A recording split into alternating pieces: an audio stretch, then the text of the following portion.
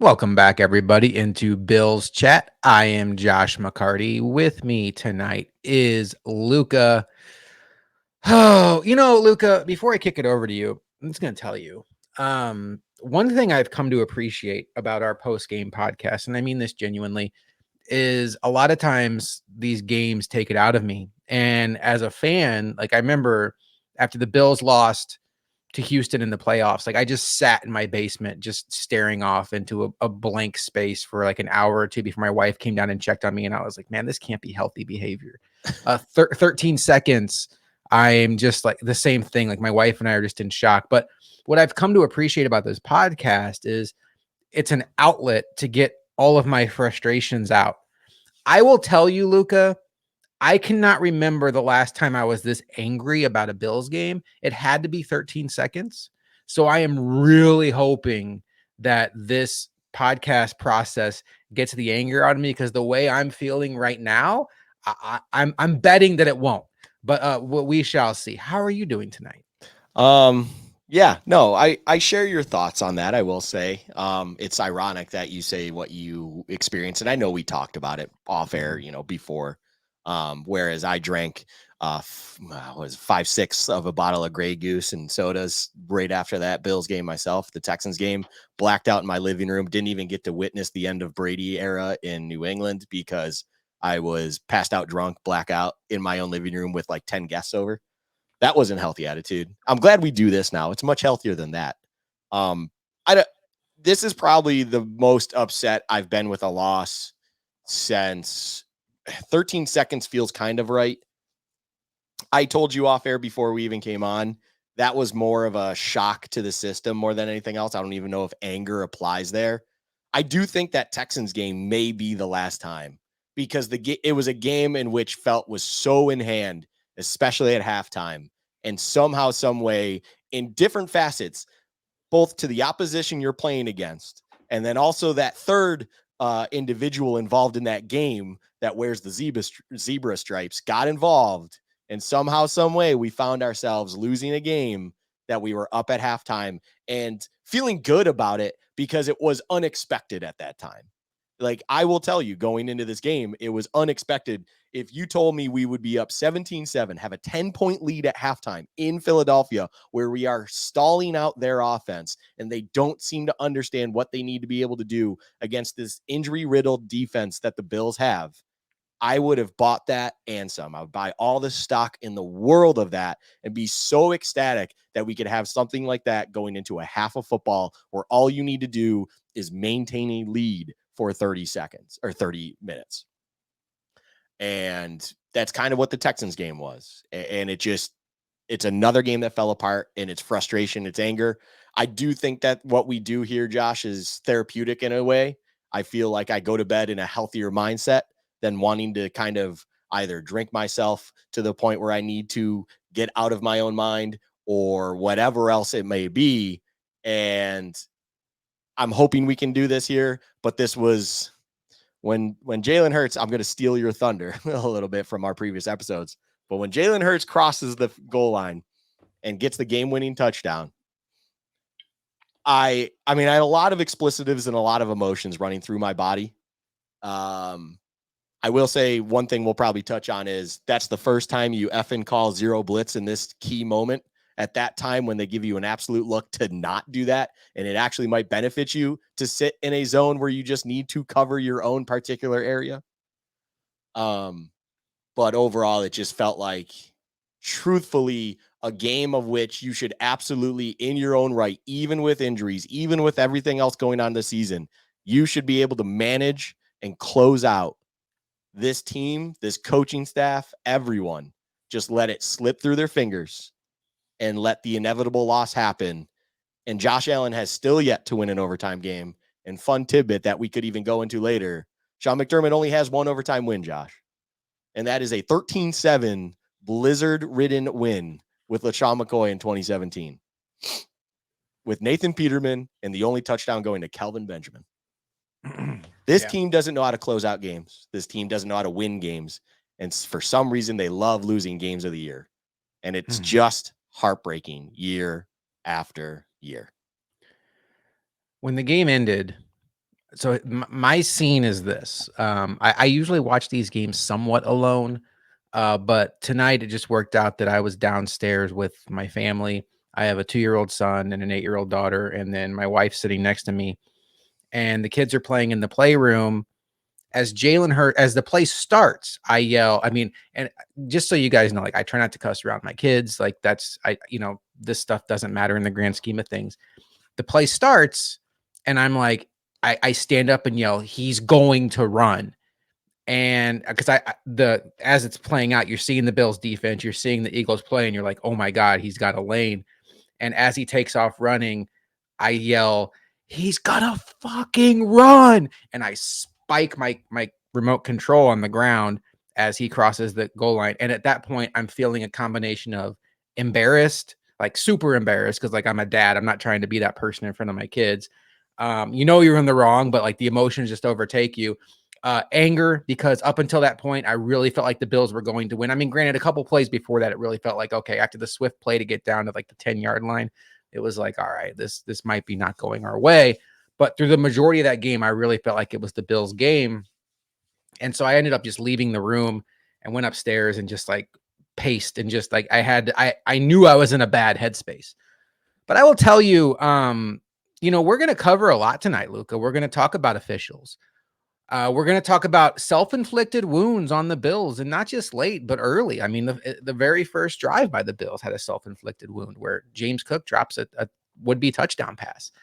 And I saw a lot of discourse on Twitter of, hey, the Bills lose by 3, but Tyler Bass makes a couple field goals, makes one. James Cook catches a touchdown pass, holding penalty here, Sean McDermott called there, yada, yada, yada. And what I will say is, I understand where everybody's coming from with that. And with the whole like, well, if Tyler Bass makes both of those field goals, or if he makes one, it's a totally different game. And if you want to project it forward and assume that the entire game would have gone the exact same way with inserting that change into it, you feel free. But my frustration with all of that, I understand there were many self-inflicted things that happened to the Bills early in the game. It should have been, I came on Built in Buffalo halftime show and said the Bills could realistically be up 31-7 at halftime. That's how many self-inflicted things they had, and the referee with the horse collar thing not giving the Bills points on that drive.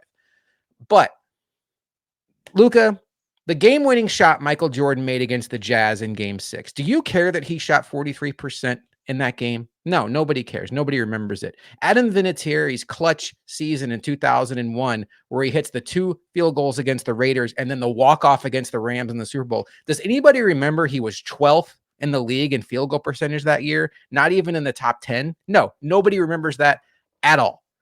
My point, Joe Carter. I looked this one up, Luca. Joe Carter hits a walk-off home run for the Blue Jays against the Phillies in the early 90s in Game 6. Wins the World Series in bottom of the ninth or extra innings. He was 0 for 4 before that at bat. Does anybody remember that? Joe Carter was 1 for 5 in that game, but the one, pretty epic. No, you know why nobody remembers it? Because the clutch moments are the moments that matter the most. Those are the high leverage moments. So you can sit here and talk to me about Tyler Bass missed field goals. You can talk about James Cook dropping passes. You can talk about a bad Josh Allen interception. It all added up to the Bills having a really good look at winning this game, and Sean McDermott got in the way again. How many times is Sean McDermott going to keep this team from winning a game?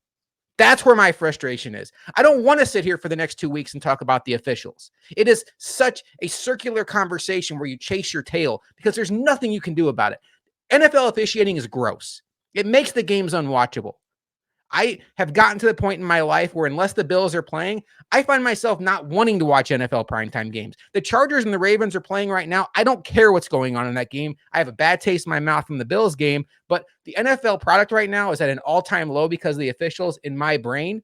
But Sean McDermott cannot be let off the hook because of all the woulda, coulda, shouldas from the first 3 quarters and the officials. He blew through timeouts at the end of the game that cost his team a chance to win the game. Luka's going to get into some of the obnoxiously absurd defensive coverages he had in overtime that helped the Eagles end up winning the game. And I don't understand how this guy who fired Leslie Frazier because his defense couldn't get off the field against the Bengals puts a product out there that this is a defensive collapse. against the Eagles with, I think, the season on the line. There's still 15% chance to make the playoffs, but we can talk everything that led up to it. But to me, clutch moments, Michael Jordan hits the big shot, Adam Vinatieri hits the big field goal, and Sean McDermott blows it in the end. That's what I'm going to remember from this game, and that's what's got me heated right now, Luka. Yeah, you're running hot right now. I'm feeling it. Yeah, that was wow. I don't see it out of Josh too often, to be honest, people. I'm normally the hot one here. I will say this though. Going into this McDermott conversation, it's what needs to be led off. You're absolutely in the right mindset where, and things were being said in my living room, because like you said, you normally watch alone, you had the family with you. I normally have friends over and stuff. That's well documented at this point. There were things said, missed opportunities. I have a friend that just left my house, and that I think he mumbled that to himself 5-6 times. And that's all he's going to think about. And that's all fine and well. But you are absolutely correct. When the bottom line is this, you had the opportunity to win. Everything was in front of you. You did the job that you needed to do. Allen hits Gabe Davis with a minute and, sorry, I should have had this in front of me. Sorry, a minute 52 left when you are kicking off that ball after you are up 31-28 against an Eagles team on the road. You have put this team in a position to win, and you are the head coach now, who is also calling the defense that you are in the position of, due to not being able to get off the field, as you pointed out so perfectly. You then put your third game on the season together where you make the job of the opposition's offense so easy to then move the ball methodically down the field to get in a position either to win or tie. And we've seen this in the past as well. We talk about 13 seconds to length at times in the past and stuff of that nature. Was that truly on Leslie Frazier as a defensive play caller? Does McDermott not have the kind of authority as a head coach, as a defensive-minded head coach, to put a stamp on what he's trying to achieve in those moments? Because there's a repeating theme that continuously has gotten worse over the years, where this defense just allows easy yardage to continue to just be there for the opposition. And it's, the bend don't break philosophy is fine within that window of, let's say, 50 to 58 minutes. But when it's 2-minute drill, when it's everything like that, you need to be defending like every yard counts. And there were numerous times where you're watching a soft ass coverage out there in this 2-minute drill for the Eagles that they didn't even have to go through a third down until they were already at our own 36 with 30 seconds left.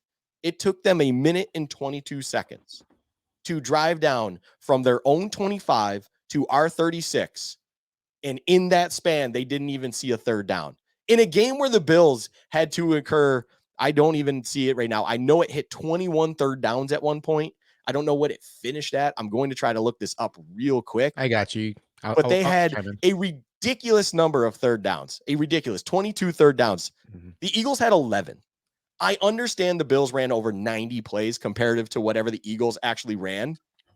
But the job of the defense is to force tough yards to be gained, to force third and longs, of which it is difficult for then you to actually convert and continue to move a drive. And this defense, in a crunch moment, had no idea on what it needed to do in order to force hard throws, to force hard yards, keep players in bounds. Don't even get me started on just letting players walk out either. Like, infuriating to watch. Hey, Swift, DeAndre Swift, he just picks up an outside left run. Either it's a quick, just a dump off to Sweat with no one near, or Swift with no one near him. And he can just easily jog for the first down and step out of bounds, uncontested. Or you have, I think it was AJ Brown up the sideline at one point for an 11-yard gain. No problems whatsoever. Easy to let. Give them the out of bounds. No problems. Let's just let them feel okay about themselves. And then the worst part of the 2-minute drill before we got to overtime is the fact that they had a 59-yard field goal because their all pro center had 2 insanely odd false starts, clear false starts. They happen, and they puts them in a pickle. And yet somehow, some way, they then have the magic to hit that field goal, which is what makes it even more infuriating. Because when things aren't going well for other teams, somehow, some way, it still works out for them. And yet the Bills did nothing to resist or to provide them resistance in getting to that point to kick that field goal. They easily should have had a shorter one. In all reality, you can talk about it, man. I still can't believe they hit that 59-yard field goal. Yeah, it's crazy. And those elements and everything like that, Jake Elliott, like, you deserve all the accolades for hitting that field goal in that situation. Incredible kick. It should have been shorter because the Bills gave them that opportunity. They just had a couple of self-inflicting wounds that he made up for them. It to run a soft 3 high coverage with your outside corners just being concerned about over top, and then your linebackers are not really wanting or have any desire to even fly out to anything outside underneath, is despicable in crunch time. Give them the over the middle stuff. Make them either burn the timeout or whatever it might be. I'm okay with that. If you have Terrell Bernard just sitting in the middle, camping in the middle, or Jordan Poyer just camping in the middle, and everyone else is essentially worried about numbers outside and then underneath as well, so you don't get these quick checkdowns, so be it. You have a safety over top to help the big stuff. You have your one guy over the middle to hopefully manage everything going in there and just bring players down if something's hit over the middle, and then just worry about the sidelines. And there was none of that from this defense, both in the 2-minute drill and in overtime. It was the same defense. It was too damn easy. They just let them absolutely march. I don't even want to say march down the field. They let them walk down the field. It was a walk in the park for the Eagles in those moments. That was the easiest time they had all game. And then the cherry on top of it all, what makes this a true bottom tier, absolutely rock bottom masterclass for Sean McDermott as a defensive coordinator, not the head coach, just strictly the defensive coordinator, is the time you finally pull a blitz of some variety that is aggressive out of your bag. The Eagles come out in a tray shotgun look where everything is telling you it's going to their right, and you just have this wide open left, just wide open with one receiver out there, and you call a zero blitz in that moment. And you are basically saying Micah Hyde can take on Jalen Hurts one-on-one. And that is so irresponsibly dumb. You saw how easy that was. And, whatever that attempt of a tackle was by Micah Hyde, whatever. I don't think Micah Hyde's bringing down Jalen Hurts in the open field like that anyways, to be quite frank. That's just not his game. And Rasul Douglas just takes a wild punch at the ball. Is it great effort? No. Is Rasul Douglas doing anything about it at the point in which he just takes a wild swing with a punch? No. That touchdown was inevitable as soon as the ball was snapped and Hurts saw the wide open field to the left. Pre-snap, he saw it, and he knew it was a touchdown. I bet you Jalen Hurts could have, in his set, gone game, just called it out and snapped the ball and ran it. It was inevitable.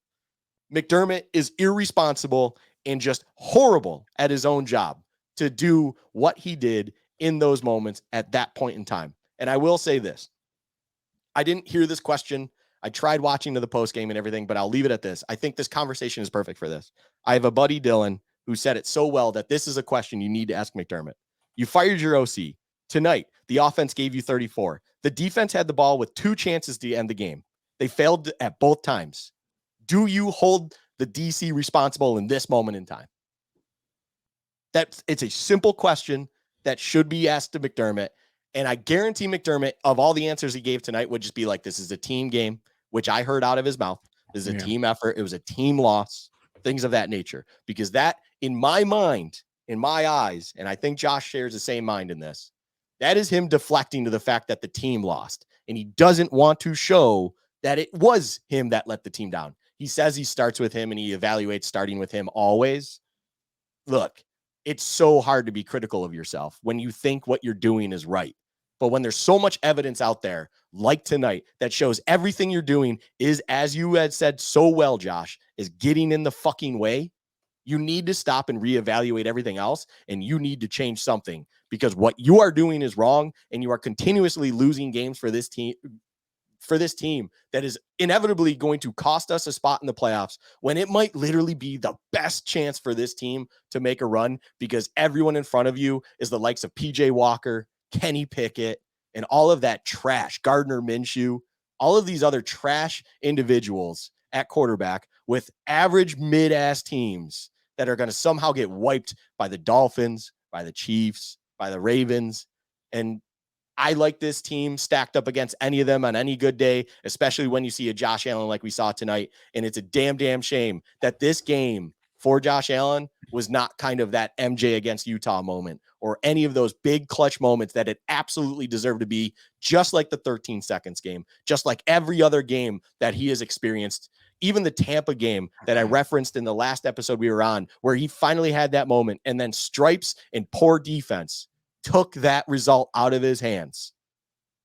It's just irresponsible to not blame yourself if you're McDermott. You are the cause of this loss. You are the cause of all these painful losses. You are the reason we cannot win overtime games and we cannot win game of the year games. It is you. Look in the mirror and figure it the F out. You know, it's interesting because your friend Dylan about would you fire the defensive coordinator or who do you hold him responsible? That would be a good question. I know McDermott would just say it starts with me. I'm the head coach, yada, yada, yada, but whatever. I want to go back to the Bills drive in overtime because there was an interesting sequence where, you know, if you're a Bills fan, you're kind of bracing for like, okay, well, once that Elliott kick went in, you kind of felt like maybe it's not the Bills' day. And then you were kind of bracing for like the first drive just to go wrong. But I will tell you, there's a point in this drive where my mindset shifted to the Bills are going to win this game. And it was 2nd and 9. Buffalo is on their own 40-yard line. Josh Allen throws a pass to Stephon Diggs. He's open. He drops it. I mean, you're just like, holy cow. Stephon Diggs is now dropping passes, which if that's happening, stuff is wrong. 3rd down, 3rd and 9. Buffalo doesn't get this. They absolutely have to punt. Josh Allen scrambles for 15 yards. Nobody cares about what's going on in my living room, but we can all kind of relate to this. I looked at my wife and said, he is in the zone right now, and he is not going to be denied. And at this, we've all, me, you, Bills fans out there, if you're listening to this show, I assume you're a Bills fan. We've all seen enough Josh Allen games, and I know Nick Wright jokes about the roller coaster, but hey, when Josh Allen is on, it's not hard to notice. And when he's playing like he was playing tonight, it's like every play, I know he had the interception. Every read he makes is correct. Every play he makes is correct. He goes into Superman mode and starts running, and you can just tell it doesn't matter if there's a linebacker in his way. He's going to find a way to make him miss, run around him, or run through him. Josh Allen was in the zone tonight, and it was painfully obvious that put the game in his hands, and it's probably going to work out for you. And why do I bring that up, Luka? Because the Bills had 1, 2, 3, 4 different first down plays in overtime. First one, James Cook, left guard for 1 yard, tackled by Jordan Davis. Next one, after they get the first down, Josh Allen finds Gabe Davis on a nice scramble. Next one, 1st and 10 from the Buffalo 39. James Cook, 1 yard, tackled by Jordan Davis. Then we have the dig situation. Allen scrambles, Superman cape back on. Next play, 1st and 10. Hey, a pass. Not really, though, because it's a run pass option, and neither one of the receivers knew that he was going to throw it. So we'll give him credit for an incomplete pass, but still kind of a give up play. And then they get the first down. Next time they get the first. Okay, now they get a first down because they're really cooking. We get a Josh Allen short right to James Cook, gain of 4 yards, and a 15-yard penalty roughing the passer. The Bills are set up chef's kiss on the Philadelphia 26, 1st and 10, 26 yards away from winning this game. 1st and 10 at the Philadelphia 26. Latavius Murray up the middle. No gain, tackled by Jordan Davis. I do not understand when Josh Allen is on a heater, taking the ball out of his hands. And I understand that when the Bills drove down in the second half, there was a drive they had where it was run. That might have been the go-ahead touchdown drive, and it was a thing of beauty. But Josh Allen was on a heater, and you had 3 different examples prior to that Murray one where it wasn't just the fact that Cook wasn't running well. They were getting blown up in the backfield by Jordan Davis. And they took the ball out of his hands, and you basically donated a down every drive, setting up 2nd and 10 or 2nd and 9. And it was predictable. It was infuriating. I would have loved to see Josh Allen with the ball in his hands. And Luka, there was another instance I would have loved to see Josh Allen with the ball in his hands. 20 seconds to go in regulation.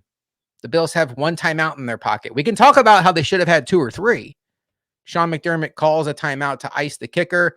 Luka can, when I kick it back to you, you can talk about why you don't mind that as much. But 20 seconds left, 1 timeout in your pocket, Josh Allen, and the Bills take a knee from the 25-yard line. I will remind everybody, last year, this very week, Thanksgiving week, I was in Detroit when the Bills got the ball back after a long field goal from Michael Badgley, the money badger, as he was called by the Lions fans.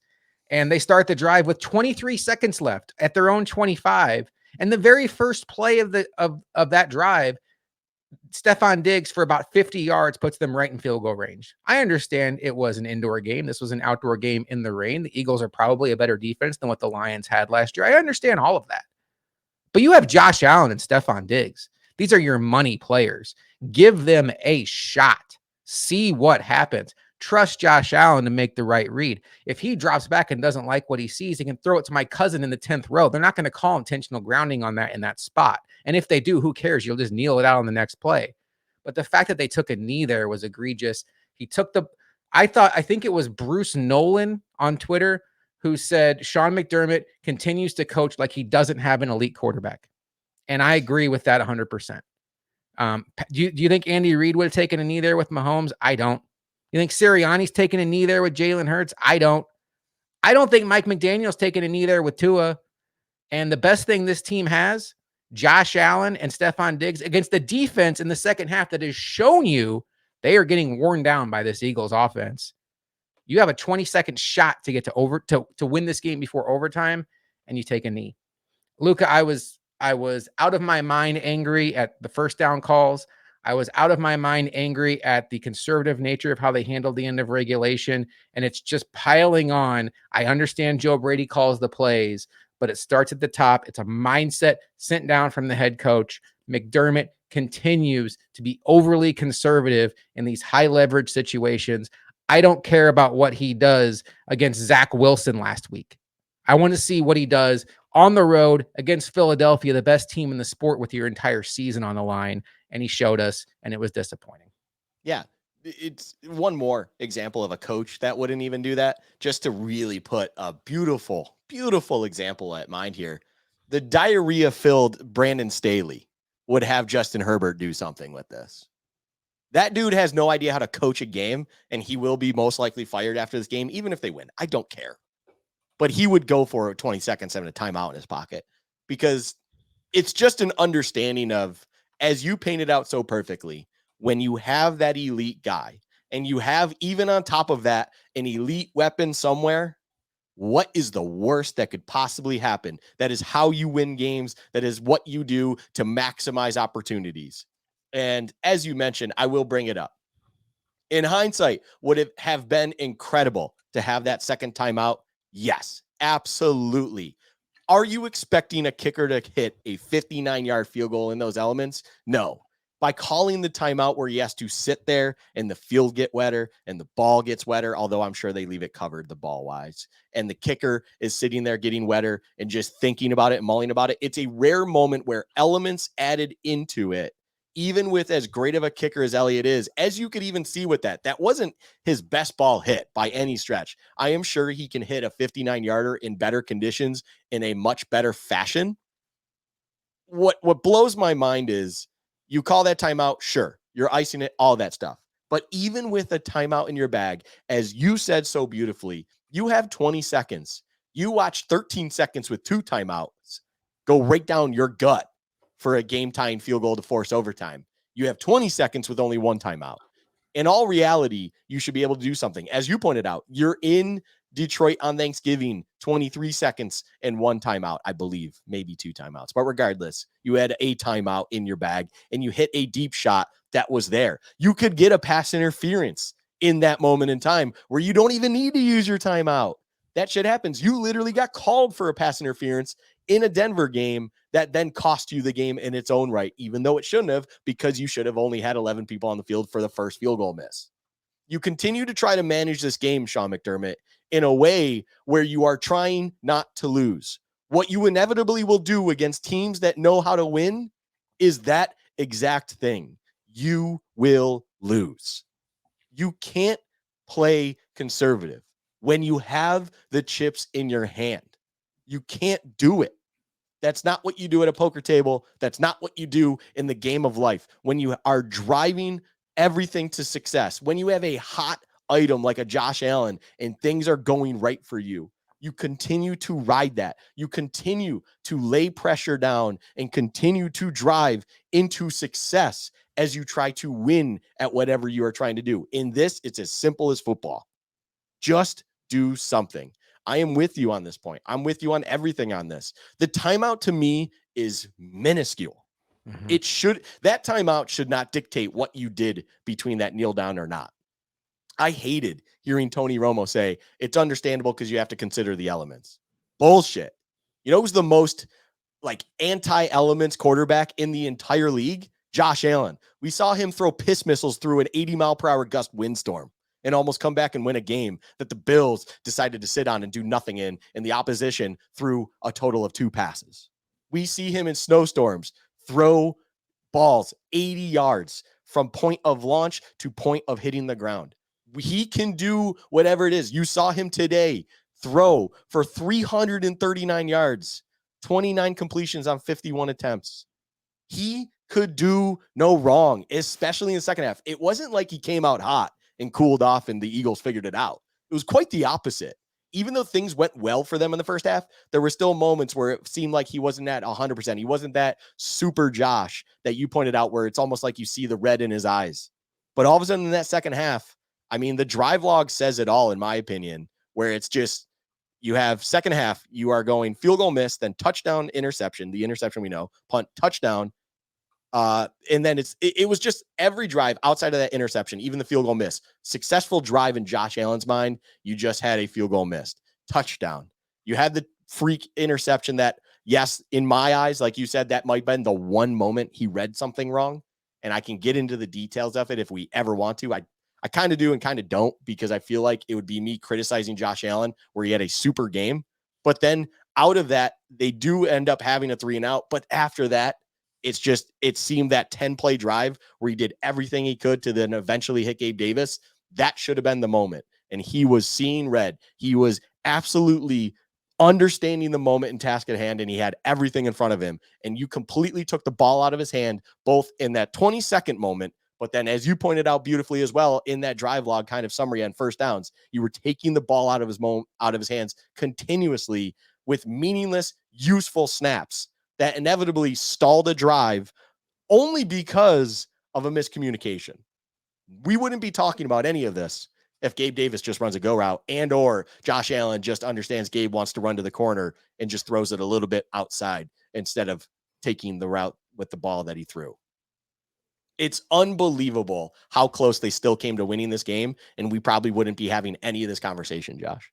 It's insane to think how close we were to not complaining about this. I do think we would have been complaining about officiating. I do think we would have been complaining or at least questioning yet another performance of McDermott where he did a lot of stupid things.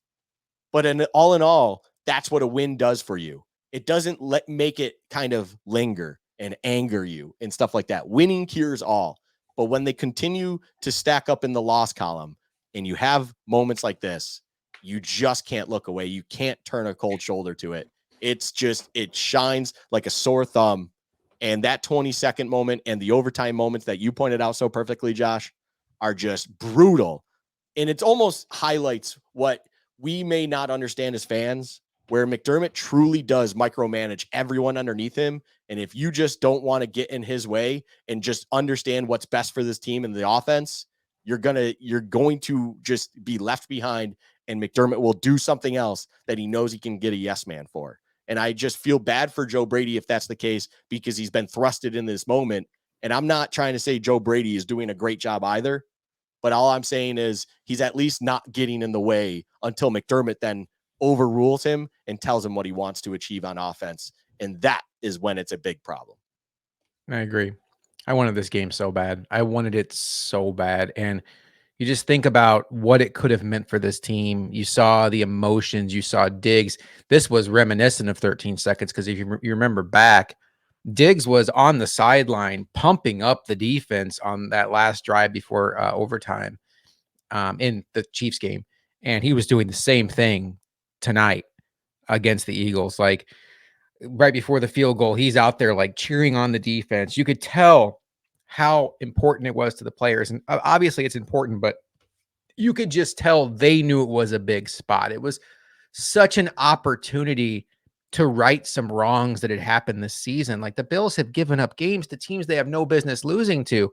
When you talk about the Jets without Aaron Rodgers, you talk about the Mac Jones Patriots, you talk about the Broncos on Monday night. This was a game that many of us, when the schedule came out, we were like, well, this is probably going to be a loss. This might be the hardest game on their schedule. You got one back tonight if you win this game. Then you go into your bye week at 7-5, and Dane Jackson comes back, Kyrie Elam comes back, Dawson Knox comes back, and you have all the momentum in the world to make a serious run. And it's like you had a chance to erase some really painful, dumb losses, and you let it go. And that's the most frustrating part for me is if the Bills came into this game, they were 6-5 coming into this game. If they were 8-3 or 7-4, just one more, this would stink. But it would also, like, if you had the Patriots game in your pocket as a win, it would stink, but it would also be like, man, we just punched with the Eagles. I know we lost. It kind of like that Bucks game from 2021 because we had a little bit of room to spare. We just punched with the Eagles. We gave them our best shot. There's still some things we want to figure out. And I will also tell you, you mentioned like if the Bills won, would we mention this stuff?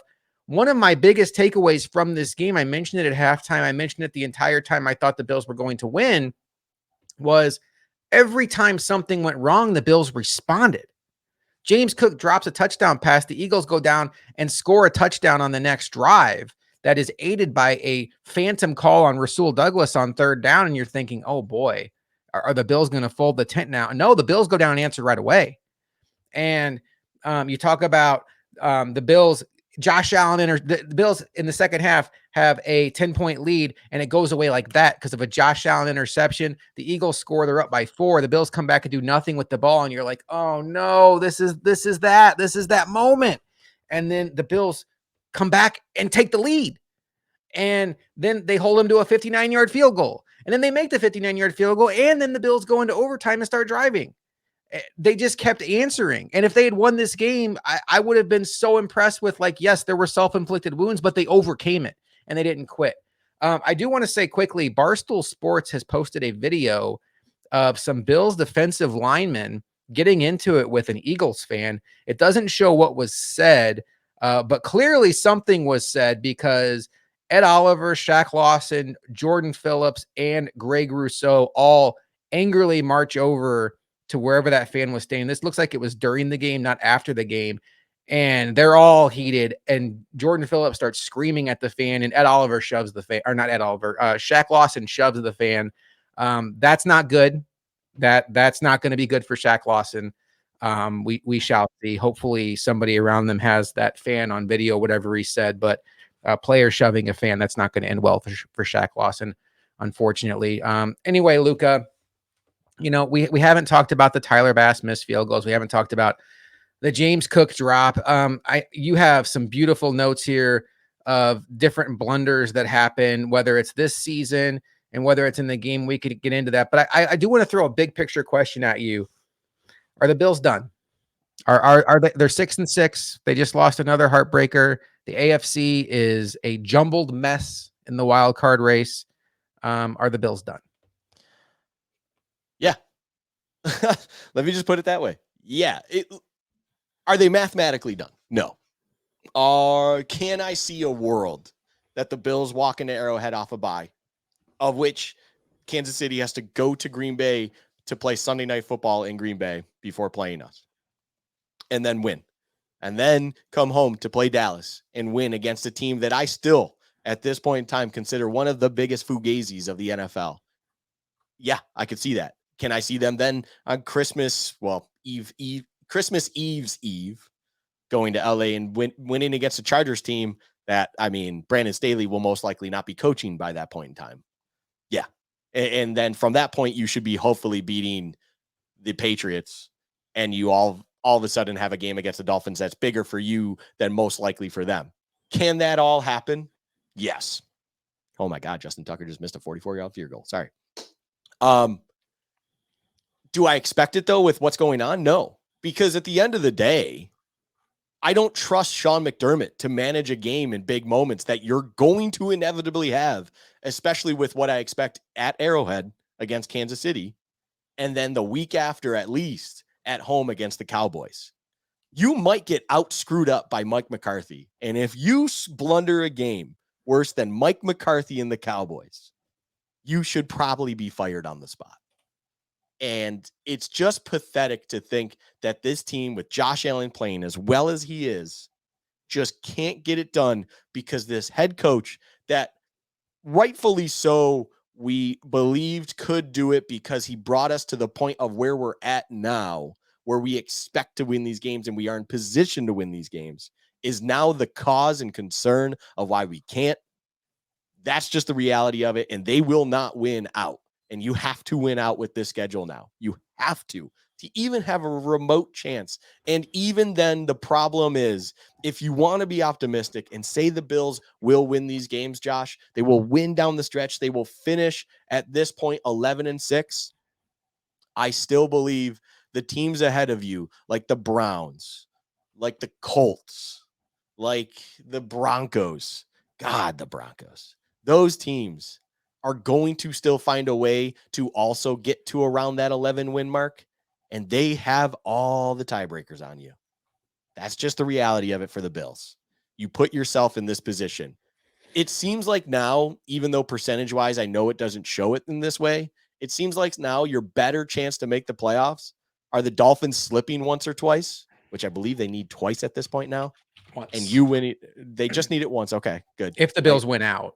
Right. If the Bills win out, you just need them slipping up once more to then take the division. And at that point, it's a miracle.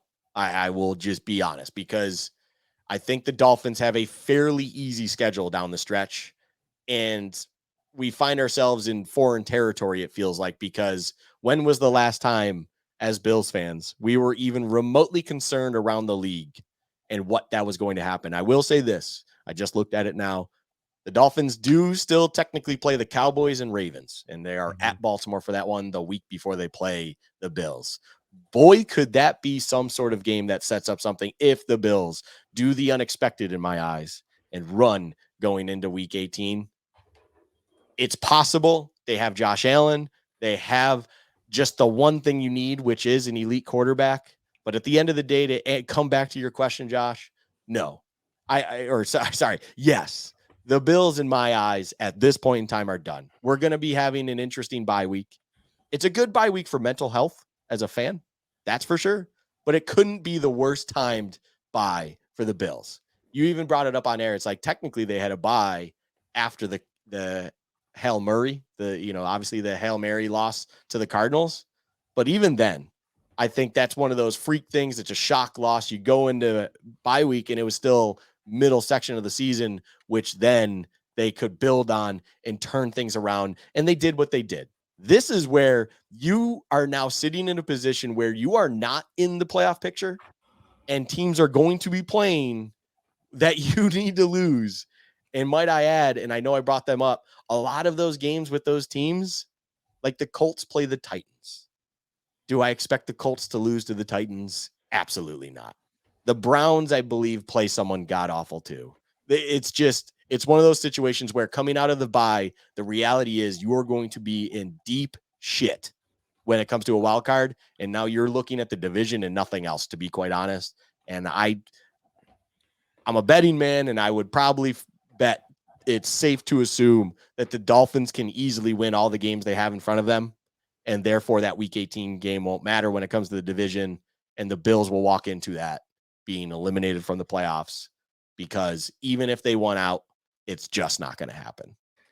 So I'm with you. The Bills' best path to winning this, getting a playoff spot, is having one less loss than the Dolphins prior to Week 18, and then you own the tiebreaker over them if you beat them Week 18. There is just too many teams to climb over in the wild card, and your AFC record is abysmal. Now, I will say this: next week is a new week. Things could go your way.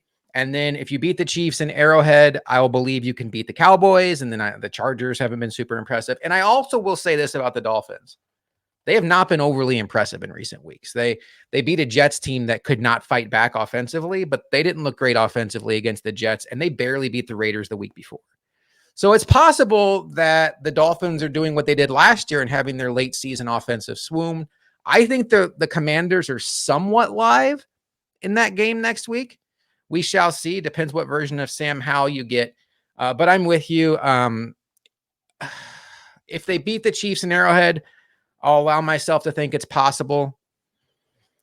But it's just hard to stay emotionally invested when it's like they lost the Broncos, they lost this game. I do want to have one conversation about the officials, because you did a really good job of outlining everything that went wrong in this game. Is there one sequence or one thing that happened with the officials that really stands out in your mind? And in general, how comfortable are you in a conversation where we have to blame the officials? I'm comfortable having an isolated conversation with how bad officiating was in this game.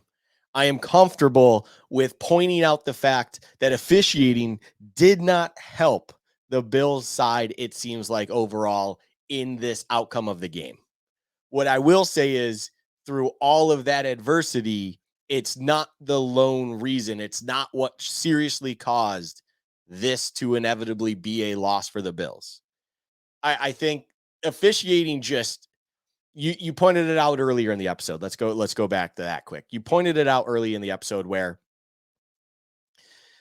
it was one of those things where you just felt like things could not go your way well. And officiating was just blind to what the heck was going on. The worst, there were two moments. There were two moments that are egregious to me, that were awful to me. Undoubtedly, unquestioned, just pitiful no calls that feed into how officiating is not helping, and it makes the product so sour, like you pointed out early. It's just almost borderline unwatchable, the NFL that is at this point in time. One, the clear hold, PI, whatever it is at the moment. I don't even know at the point of which the ball was thrown to make that decision on my own, because guess what? It wasn't even flagged in the first place. When you watch replay, it's a bang bang situation, whether it be a PI or hold. It doesn't matter. Both would be an automatic first down.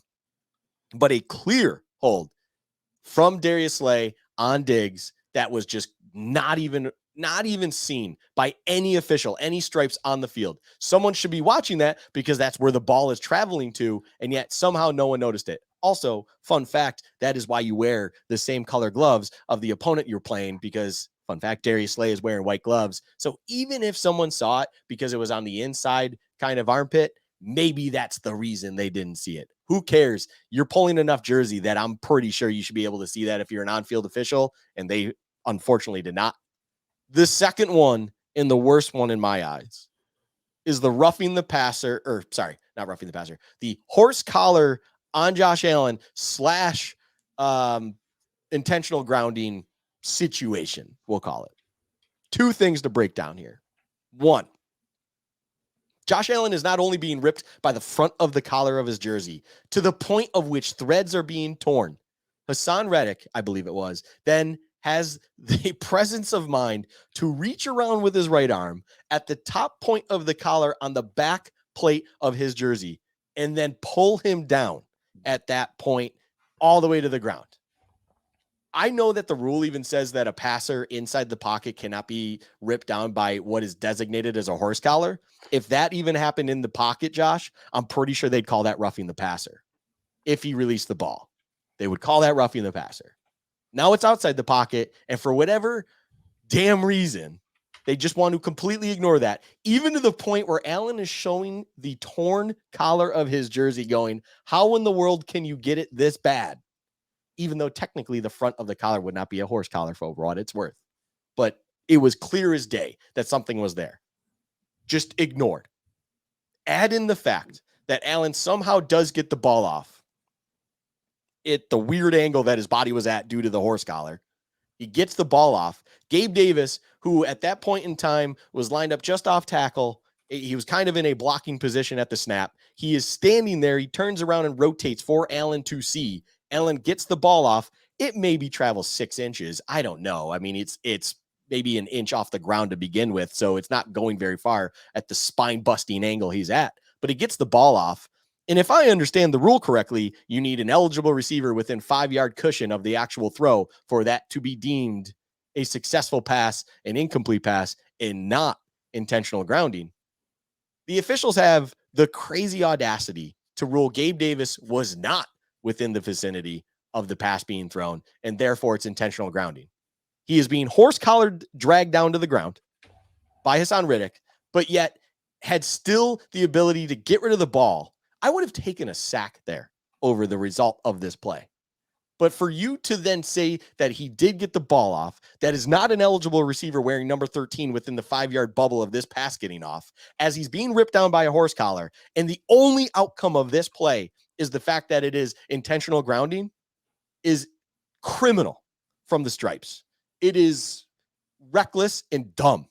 It is the prime example of why there both needs to be a restructuring of how we actually officiate games, and where people overseeing the sky judge should be able to be ruled as the off-field official, we'll call them, where he can be like, hey, you screwed that call up.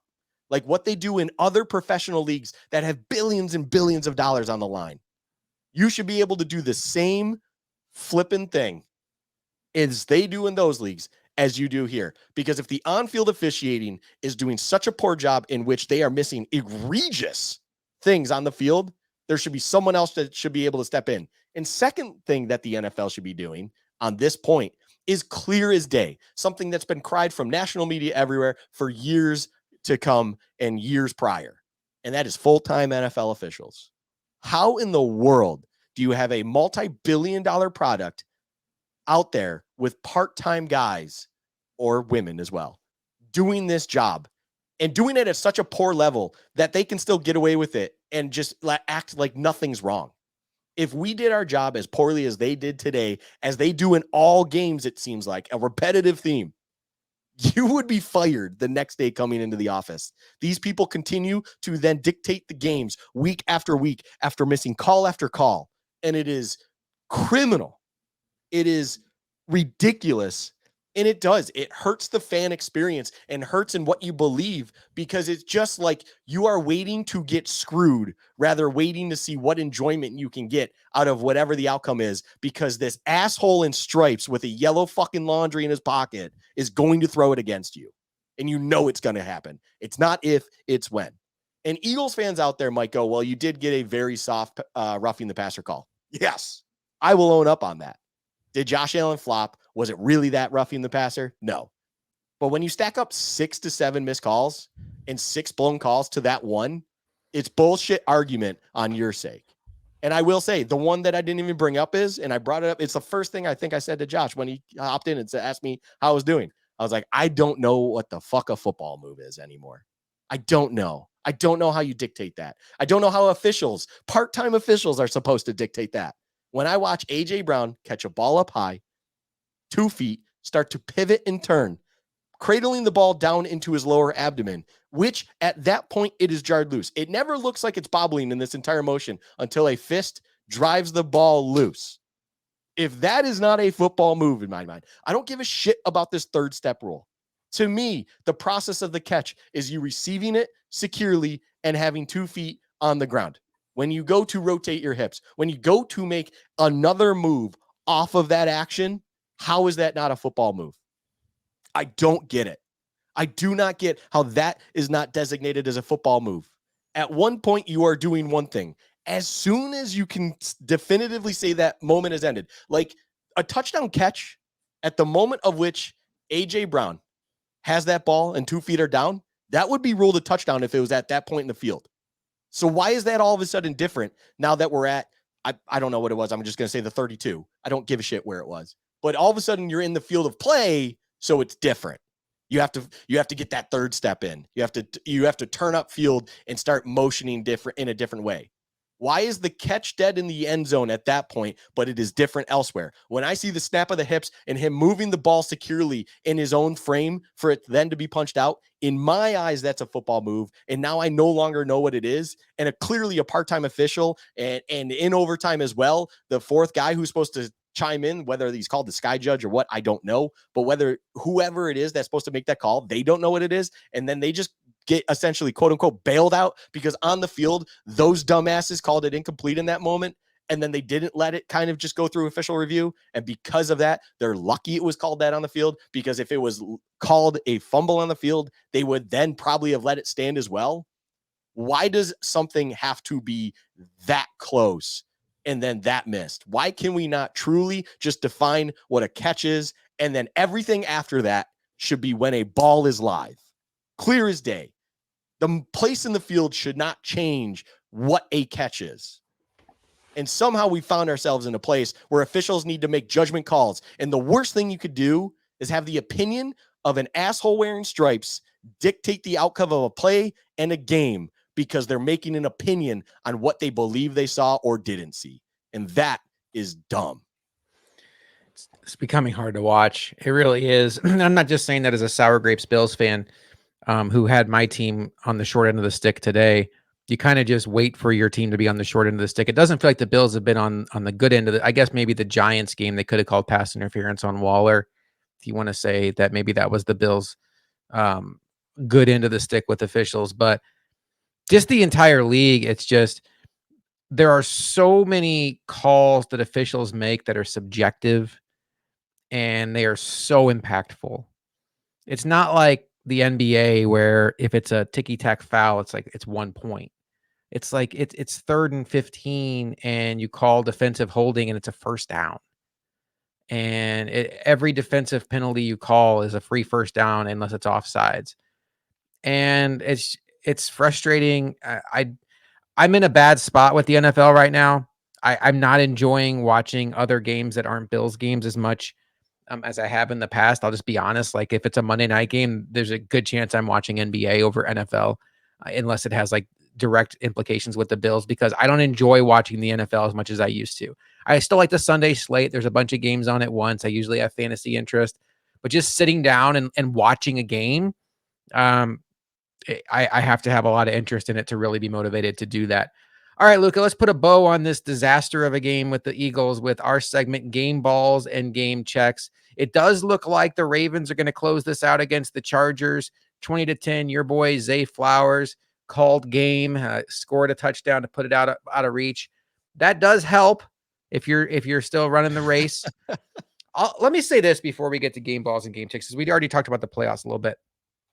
I think if you want to pay attention to the wild card situation, what you realistically have to do is get teams in front of you to 8 losses.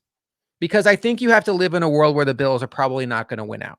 You need to give them one more loss, just to be realistic about it. So then the Bills are not going to win many tiebreakers in the AFC. So what you have to do is you have to get teams to 8 losses. So what happened tonight is the Chargers got to 7 losses. They're there because they play the Bills down the stretch. The Bills will have to win that game to get in. That'll be their 8th loss. Kiss the Chargers goodbye in this world, because if the Bills lose that game, none of this matters anyway. And the other good thing is there's 3 wild card teams. So you don't have to get all the teams out of the way. 2 of them can make it. So at some point down the stretch, you can pick a team or 2 that you're like, all right, you're good. I'm cool with you continuing to win. Let's knock down the other teams. I think one of that will be whoever wins the head-to-head against the Texans and the Colts.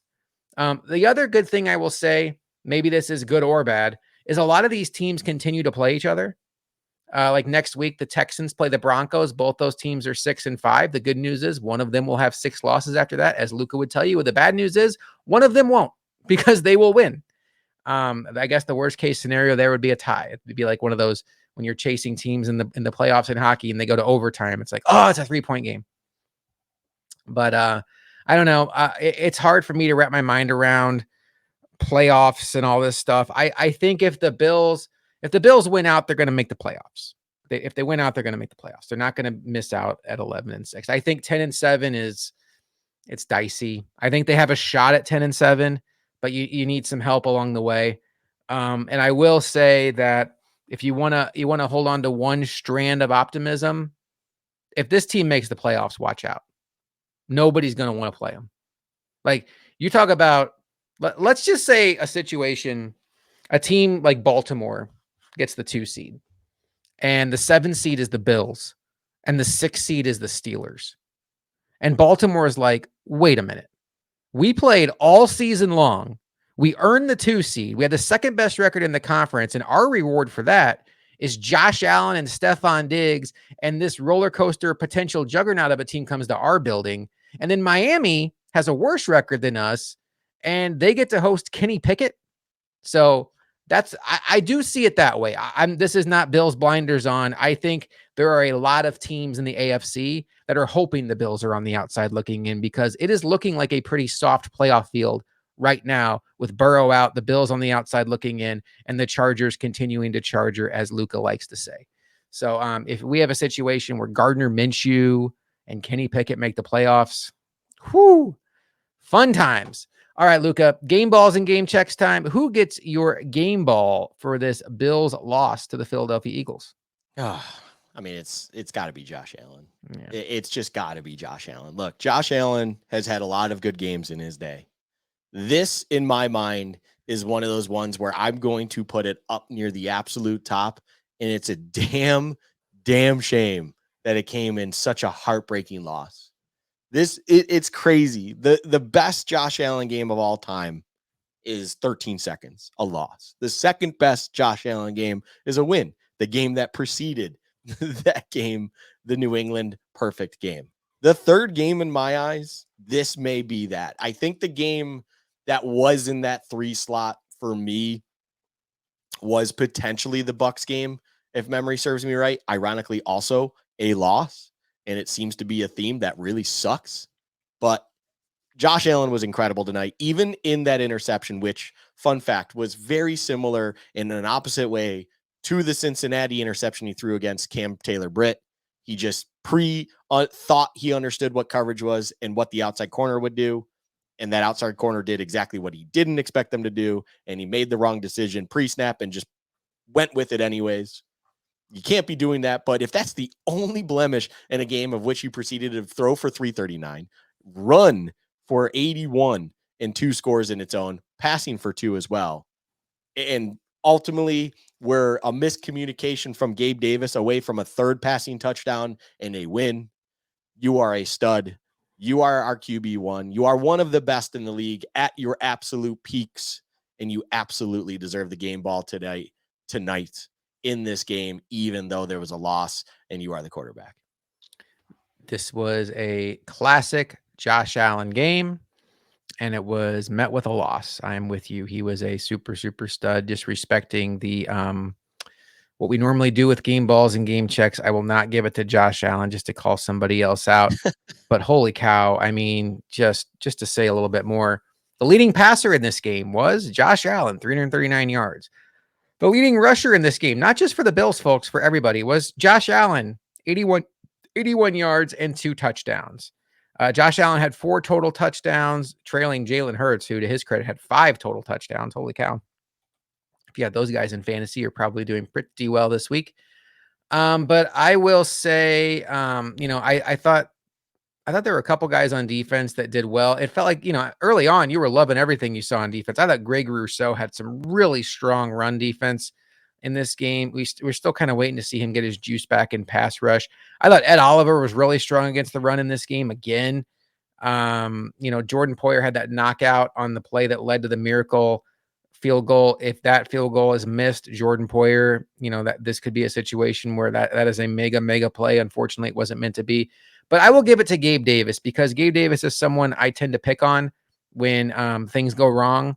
And I made the joke last week about making it the Gabe Davis Memorial Award. But, I thought Gabe Davis showed well for himself tonight. This was a beatable secondary, a matchup I thought he could take advantage of. But the thing about Gabe Davis is he doesn't always come through in those spots. 6 for 105 and a touchdown. I'm not willing to just assume that it was his fault on the miscommunication. So I'm not going to ding him for that. I thought Gabe Davis came to play. He was very good in the run blocking game, and I was able to watch the game on slow motion because it was on YouTube. So I watched Bills plays. Boy, you can see how good Gabe Davis is as a run blocker when you watch it in slow motion. Holy cow, he is like a tight end out there.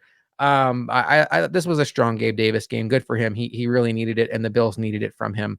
Unfortunately, it also came in a loss. All right, Luka, there is some bad. You should have some choices here. Who gets your game check for the Bills? As in, they didn't even need to show up. They should hand in their game check. Yeah, there's a few options. I mean, normally in a loss there is. And there's one glaring one that honestly I almost in a weird way want to be like, I'll let you start to let you take the low-hanging fruit, to be quite frank. But I'm gonna do one right now that isn't that and also just pains me, but at the same time feels well deserved. Micah Hyde, I have always been a massive fan of yours. It's well documented. Josh is very well aware of this. He led this My defense in surprise face. tackles. Everything about Micah Hyde up until this game, I have loved everything I've seen. How in the fuck do we have two all-pro safeties that have zero clue on how to defend high-hanging jump balls? And Micah Hyde, that is your job. That is your job. I don't give a shit. That is your job. Zacchaeus is on you. And you not only do not get in any remote position to try to play the ball in a way where you just need to simply get a hand on it and bat it down. You somehow figured a way where you are not facing that ball and jumped negative feet in the air to then let Zacchaeus essentially get a free look at this prayer of a jump ball that he didn't even need to jump for and score that touchdown off of the interception when it was 3rd and 16 or whatever it might have been. I have never, 3rd and 15 on our 29. It was painful to watch that. And others out there I know are, Poyer was in the somewhat vicinity and he's in the frame shot when you watch it. I don't believe that was his responsibility to be near that point of play. It's Micah and Micah alone. It was so painful. And then on top of it all, to less of his kind of fault, but the game winner for the Eagles, it's you one-on-one with Hurts, man. Mm-hmm. Whether that's right or not is a different conversation that we've obviously already kind of had. But it's your job. That is your play. And you barely even came in touching distance of Jalen Hurts in the biggest moment of the game at that point in time. And you couldn't come through. And that was your job. 2 moments for 2 touchdowns were squarely on your shoulders. And you fucked both those moments up. Mm-hmm. It's just that simple. And it pains me to say that. So yeah, there's a lot of low-hanging fruit. I'm sure a lot of us understand where you are most likely going to go with this, but it would not be right for me to sit here and just take the easy route when a person that I have loved on this team since day one of signing and loved the growth and everything he has meant for this team, for the defense, for the locker room, just couldn't come up and make a play in 2 very key moments and was quite literally the reason that a touchdown had occurred. And it was just absolutely painful. So yeah, my game check goes to Micah Hyde. I know how hard that was for you because I know he's basically your favorite Bill, maybe one of your favorite Bills of all time, definitely one of your favorite Bills of all time. And we're fair on this show. We like players, and this is a guy that you have a relationship with, a personal relationship with, and it is what it is. We have to call it like we see it. I think Micah Hyde's a free agent at the end of the year. Jordan Poyer has a pretty easy out in his contract. I'm ready. I'm ready for a new day back there. The Bills have unlocked a couple of studs on defense this year. Ed Oliver kind of ascending into that level. Terrell Bernard out of nowhere. I do think it's time that this new wave of defensive talent comes in. Is it going to be a downgrade next year if you put a rookie out there and free agent signee X? Maybe, potentially, but these are not elite safeties anymore. Hyde and Poyer, I think it's time. I'm okay if the Bills move on there. It was nice to get them back for one more season, but it's not vintage Hyde and Poyer. That's for sure, at least in my opinion. I know you're probably expecting me to go McDermott, and that's kind of, I'm with you. Like, that's the one we started off the show with, but I kind of laid out why he bothered me. I will give him credit. The first half was incredibly impressive, and there were moments where I thought this team could have collapsed and they stayed on the rails. I'll give him credit for that because it's not just about situational management, it is people management. And I thought he did a good job of keeping his players on track and not letting bad moments snowball. So I'm going to give him a reprieve for this one because I think we also dedicated the good portion of the show to complaining about him. There's some other ways we could go here. I'm about ready to take the L on Trent Sherfield. Boy, I was happy when the Bills signed him. I loved what I saw, what I was reading about him in camp and watching on training camp. But boy, oh boy, the fact that Deontay Hardy was inactive, I am totally in favor of that move. The Bills have got nothing out of that signing. And Trent Sherfield did nothing today. The only time you noticed him is when he was on the field for Diggs on 3rd and long situations, and he could not complete the play. He was held on one play that wasn't called. They're getting nothing out of that, and it's almost infuriating. Like, with as good as Shakir looks, why did it take this long for Shakir to differentiate himself from that group of players? But it definitely seems like right now it is his job. Let's see. Who else did I want to call out here as somebody that I could mention, but I'm not going to? Kincaid had a quiet day, 5 for 38. I don't want to call him out too much because that's a typical tight end day. It wasn't a great day, but whatever. I thought some guys on defense played pretty well. There's nobody on defense that really stands out to me. Tyler Bass, 2 for 4. I don't know how much you want to hold the block against him, but I usually am of the mindset that if a field goal is blocked, it's on the kicker, unless there's just a free rusher, because that ball was too low and it got blocked at the line of scrimmage. And that to me is on the kicker. Tyler Bass has not been Bass money this year. And, if one of those 2 kicks goes through the pipes, it's a totally different game. And I was nervous on the extra point when the Bills went up by 2 and then eventually by 3. I was very nervous about the extra point. I want to see Tyler Bass get back to his game, but I'm going to go with James Cook for a couple of reasons. One, he had the big drop on the touchdown pass. You can't have it. What a play. What a play design. What a throw by Josh Allen. And what a moment there for the Bills to come out and get some early momentum. And James Cook just drops to the Bills, ultimately getting no points on that drive. But to me, that was one play. It was a very disappointing play. But the larger issue to me with James Cook is I want to love James Cook, but I think I just like him. And there's moments where you see his speed flash and you're like, man, he's got some different speed. But I cannot remember the last time I saw James Cook like really make somebody look foolish in the open field. And that bothers me because somebody with his size and perceived skill set should be a little more dangerous in the open field than he is.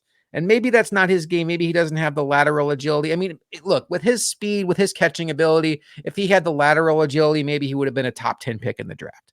So maybe I'm just being picky. But there are times he leaves you wanting more. I also say, boy, he falls a lot. There's so many times in his career where he gets tackled by his own feet.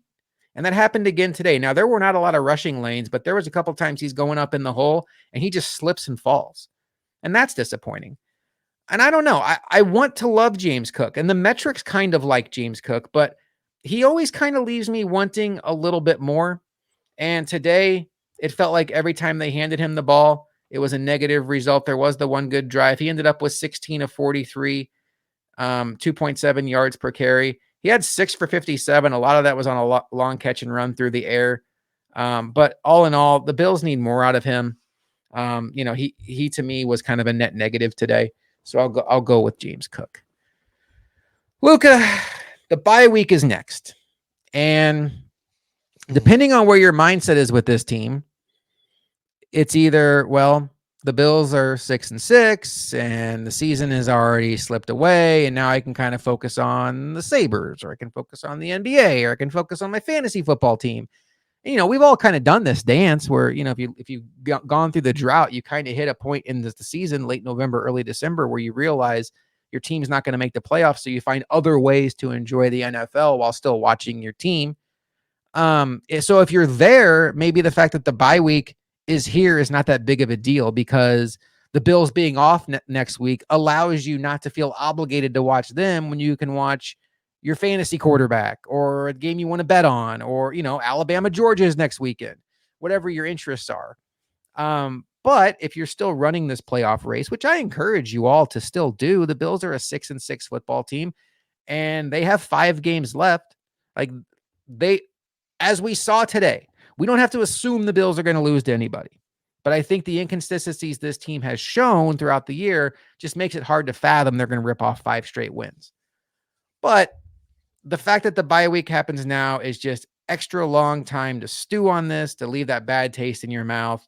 And I hate it. I'd want to see this team get back on the field ASAP.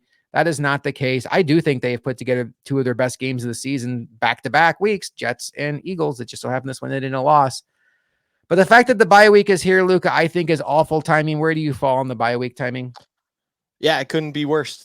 It couldn't be worse timing. I mean, I kind of hinted at it earlier in the show, and it's just like one of those things where you don't want that kind of loss going into a bye. It's just the worst of vibes to be had. But when the season kind of felt, and I think players and coaches understood that too, just based on their energy and effort. I think that's blatantly obvious, to be quite honest, where they understood the magnitude of this game and what that win should have meant for this team then going into the bye and the rest of the season. And the fact that they lost it, the fact that they now are 500 for the first time since week 2 going into the bye week with only 5 games left on the schedule makes it incredibly difficult to believe anything other than the inevitable missing of the playoffs that it seems like is on the horizon for this team. And you have to stew on that for a week if you're a Bills player or a coach. And McDermott doesn't have a scapegoat that he can go to. He can't fire Ken Dorsey again. He's not going to fire. He's not going to fire his current OC. It's definitely not his fault. He can't fire his DC because that would be firing himself. And, well, that would be a really interesting press conference. How did you come to that conclusion, Sean McDermott? How did you fire yourself? I don't have to answer that question. I'm no longer employed by the Bills. It would be an interesting time if something like that happened. The only thing that I can kind of hold on to a little bit of hope of, Josh, is the fact that there is an opposite and yet similar vibe to the emotional loss, losing to a touchdown in overtime, feeling screwed by referees in a game that ultimately shouldn't have come down to that, but did have those moments similar to Tampa Bay. And what we saw in Allen having a great game. He was the leading rusher of the game. He was the leading passer of the game. He had over 100 yards rushing in that game, I might add, and was over 300 passing. Out of that game, Josh, we know what happened. They rattled off 4 straight wins and then provided us the perfect playoff game against New England. And we're 13 seconds away from winning in Arrowhead and possibly the greatest chance the Bills have had since the Kelly era to win a Super Bowl. Can they do it again with Josh Allen in the current form that he has shown us, as you pointed out last week and this week? Yes. But man, it really sucks going into a bye week right now and not just getting back up on the horse and trying to continue to grind away and put some wins in the win column and maybe see if you can squeak in with one of those wild cards, which I just don't see happening, or somehow seeing the Dolphins slip up a little bit more and you can somehow take that division from them. That is the hope I hope they can do, but I think the bye week may create more issues than solutions for this team. And I'm just praying that that's not the case, because I do question the balance of the team believing in the coaching and all of the different things. Because when you see that, it's clear as day that McDermott's on the hot seat. And you've already seen kind of a little bit of turmoil within the locker room where people from the outside that know the NFL and know football just wonder what is going on in that locker room, because the vibes feel different. You hear it, like, I think as silly and fun as a show as the McAfee show is, Josh, that when you hear McAfee and Orlovsky on that show and stuff like that, where they go, there's definitely something going on in the locker room. The vibes feel different. Things are different. These aren't just, your Stephen A. Smiths who have been in the media all their years and stuff. They have been in locker rooms. They've been in successful locker rooms. They've been in teams that have gone first overall pick and lost all games in Orlovsky's case. They've been in a wide array of locker rooms. They understand kind of from the outside looking in, at least how to take hints and things of that nature to understand maybe how a team feels psychologically and what those vibes that they reference are. And if they are alerting that something is clearly going on, there is something there. And the worst thing that could happen is all of these individuals then go on their own merry way and self-fulfill themselves on whatever the beliefs that they are happening with this team. And then they have to get back at it and try to rattle off 5 wins in a row. It's going to be a difficult task.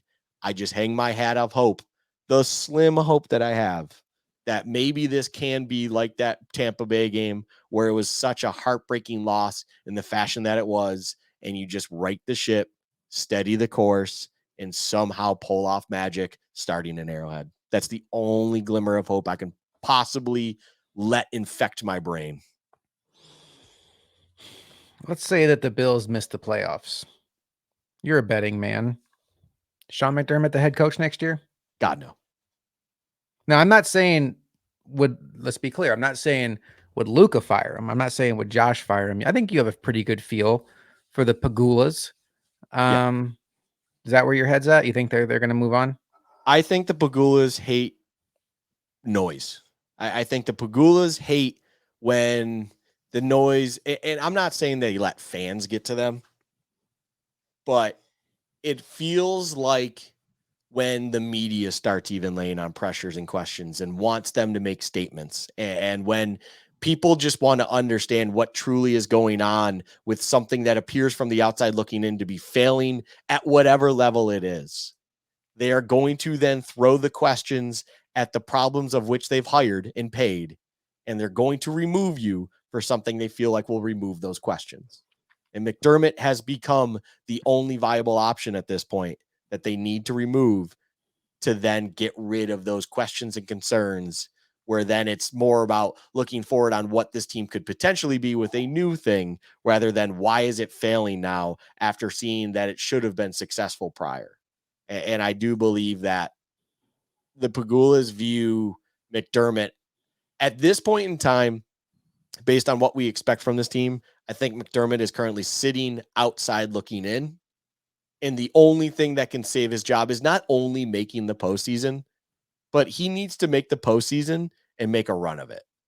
And I'm not even going to say like, conference championship or what level. The eye test needs to be passed once again because it's not. Mm-hmm. It's not being passed anymore. And that's where I think the Pagulas now finally raised the question. And you need to go on a run where the eye test can be passed once again, and then they can have this trust that they still believe that McDermott hasn't lost things like it clearly shows at this point in time. I agree.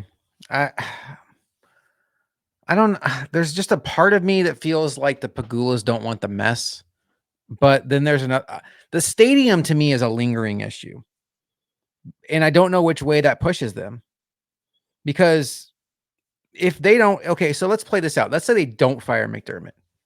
McDermott is clearly, from a national perspective, and you just mentioned they don't like noise, he is clearly the Brandon Staley next year. He's the first name everybody mentions as the coach that has to get it done this year or he's fired.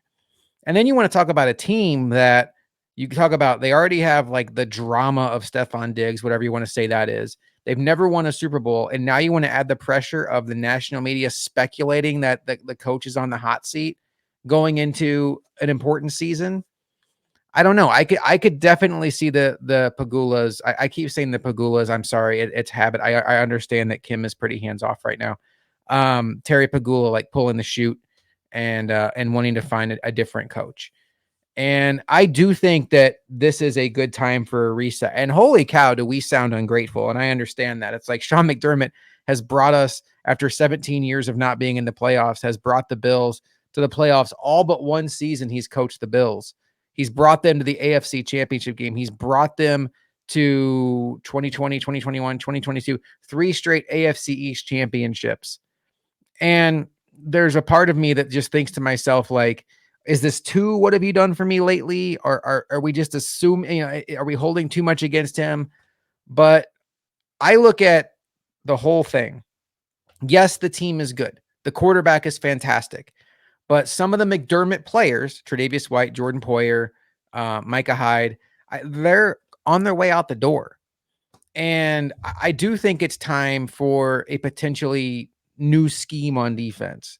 Not necessarily like an overhaul, but let's get some fresh eyes on this defense.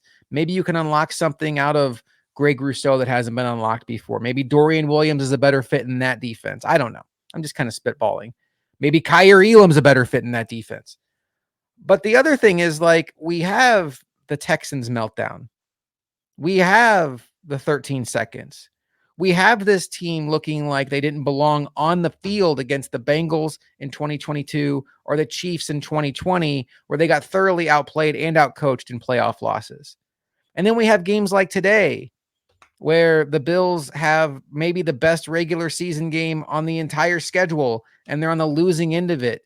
And this is not new to the Bills. We've seen this time and time again, as Luka outlined earlier. And I think you start building up the resume, and this is such a game of inches. Like, if you get to the playoffs and you ultimately get to the Super Bowl, there is going to be a game or two that comes down to the final minute, the final drive, the final sequence, a coach calling a smart play at the end. And if you've seen enough from McDermott to think he's going to be on the right end of that, and that's where my head's at. It's not about the fact that they lost to the Eagles on November 26th to fall to 6-6. Like, I'm realistic about what this team probably is, but it's about, if you want to project forward with Josh Allen as this quarterback, thinking this is still a window where you can try to get that elusive Super Bowl trophy. I am not convinced McDermott is the guy to get them over the hump. I think we have seen enough evidence that McDermott actually does kind of shrink in these big moments. I am forever grateful for the fact that he ended the playoff drought and brought the Bills to a level that I never thought possible of this team. Although I do think a lot of credit needs to go to Josh Allen if we're being realistic about it. But I do think it's time that if the Bills don't make the playoffs, barring a situation where they like win out and they finish 11-6 and everybody else just finishes ahead of them, I think it's time for the Bills to look for some fresh set of eyes. All right, Luka. Well, speaking of fresh set of eyes, we'll get a nice little break this week on the bye week. We'll be back on Bills Chat Live on Friday to kind of have a season reset. We'll see what we think about these Bills, what we think is going to be happening after the bye week. Are we in a better mindset than we were tonight? We shall see. And then we'll figure out if that particular episode is just going to be used for Bills Chat Podcast, since there's no game to do a post-game show on.